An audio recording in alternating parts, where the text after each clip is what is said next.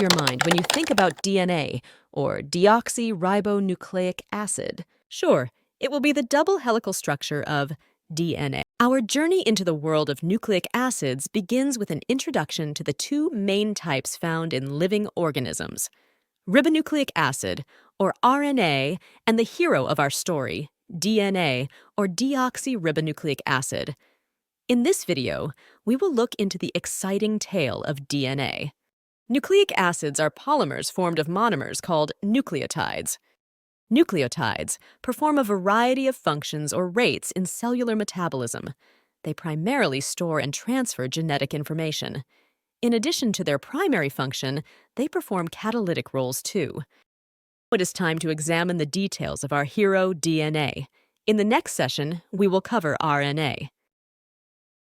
Before proceeding further, let's look at what a polymer is. And what is a monomer? If explained in simple terms, imagine a concrete wall made of bricks. Here, a brick can be considered equal to a monomer or a building block. The wall created with bricks can be considered equal to a polymer. Each nucleotide has three characteristic components.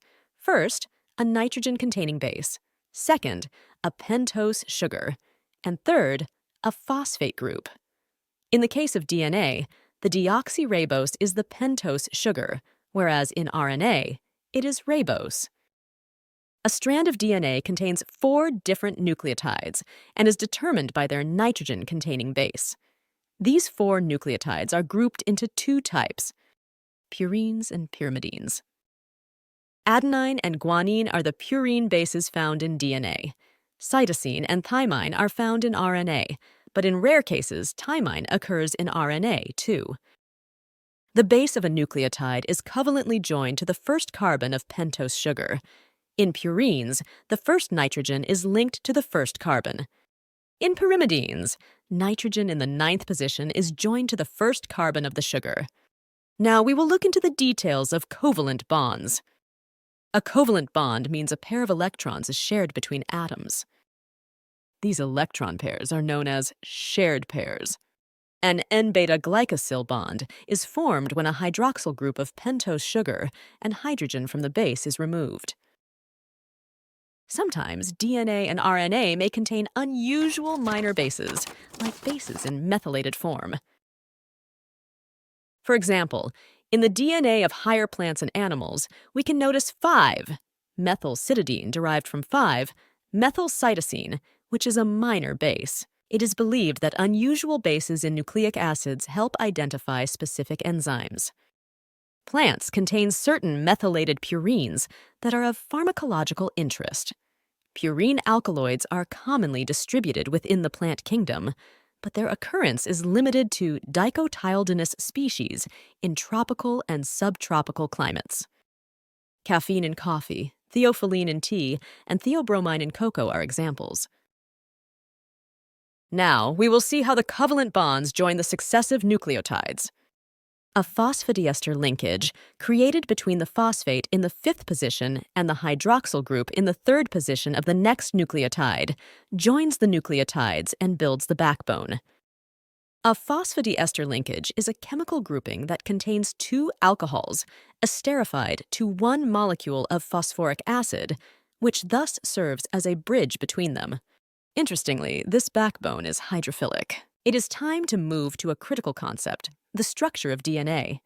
In 1868, Friedrich Miescher isolated DNA. He named it nuclein, a phosphorus-containing substance.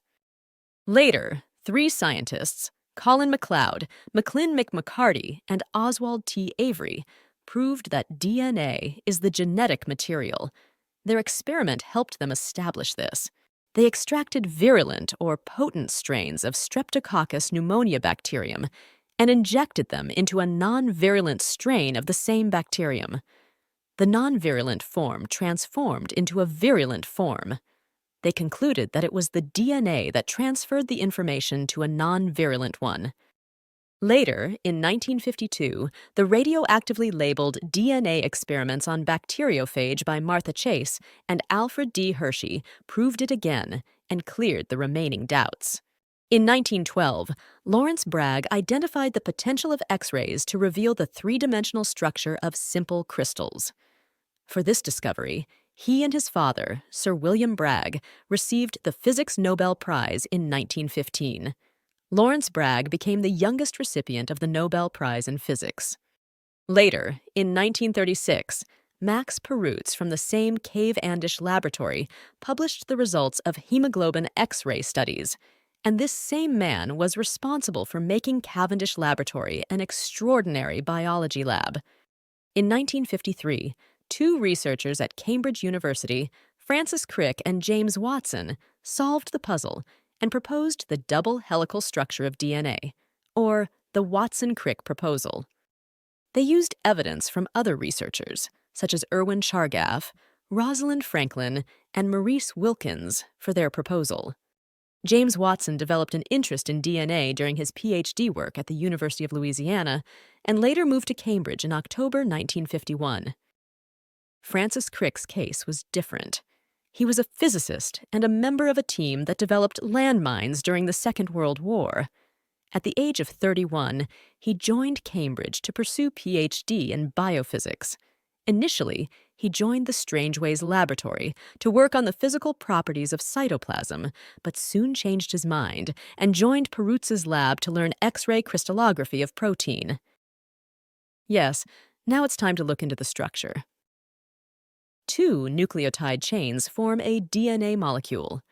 Both researchers used Linus Carl Pauling's proposal, but Linus Pauling, a physical chemist at the California Institute of Technology, suggested that DNA contains 3 nucleotide strands.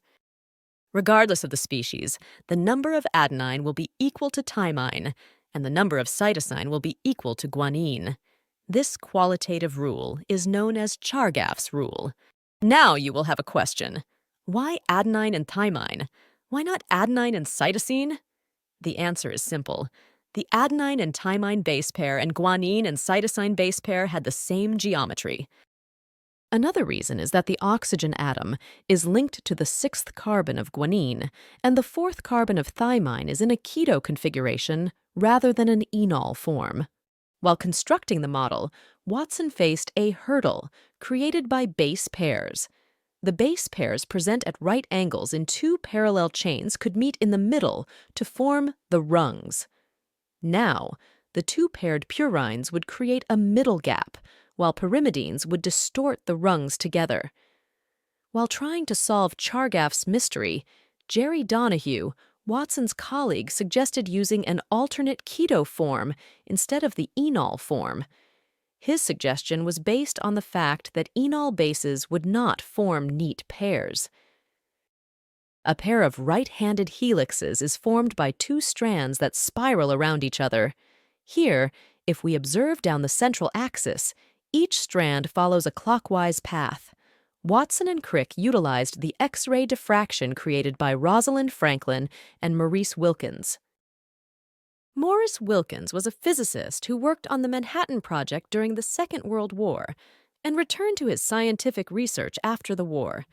He was the first scientist at King's College London to investigate the structure of DNA using calf thymuses that he secured from Swiss chemist Rudolf Signer. He started his investigations using ultrasound in cultured cells, but later shifted to X-ray crystallography. The clear X-ray result used by Watson and Crick, called photograph 51, was created by Rosalind Franklin. She also discovered that longer and thinner fibers produce clear results. To develop clear results, she compared different relative humidities inside the camera by bubbling hydrogen through a series of salt solutions of various concentrations. By increasing the concentration to around 92%, she found that the specimen quickly became wetter and easier to pull into thinner threads. She called it BDNA, or paracrystalline DNA, meaning the rigid mini-crystal state was broken up into a looser arrangement. It is believed that photograph 51 was shown to Watson during a visit to King's College London by Maurice Wilkins. This unique X-ray diffraction pattern displays spots and heavy bands. Spots that form a cross in the center represent the helical structure. The heavy bands on the right and left sides come from the recurring bases. This pattern helps to prove DNA's two periodicities, one along their long axis, a primary one of 3.4 Armstrong and a secondary one of 34 Armstrong. The two strands of the double helix run anti-parallel. If one runs from 5' to 3', then its partner must be aligned in the 3' to 5' direction. In the sugar-phosphate backbone, the phosphate group confers the molecule with a large negative charge. The hydrophobic interaction and van der Waal forces between the arranged bases confer stability to the molecule. The two strands are held intact by hydrogen bonds formed between their bases. Even though individual hydrogen bonds are weak and fragile, the combined strength of a large number of hydrogen bonds is additive. This helps to create a stable double helix structure. The width of the double helix is 2 nanometers because the distance from the phosphorus atom to the center is 1 nanometer. You may have noticed adjacent turns in the double helix structure. The spaces between adjacent turns of the helix form two grooves of different widths. The wider one is known as the major groove, and the narrow one is known as the minor groove. DNA-binding proteins often contain domains that fit into these grooves. In many cases, these grooves help to read the sequences along the DNA without having to separate the strands. The double helix makes one complete turn every 10 residues, or 150 turns per million Daltons of molecular mass. The original double helix model proposed by Watson and Crick had 10 base pairs, or 34 angstroms, per turn of the helix.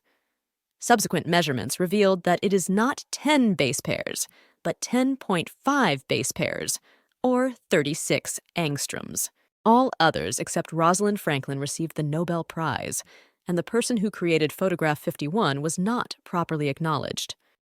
Thank you for watching. We look forward to seeing you in the next part. If you like our video, please like, share, and subscribe.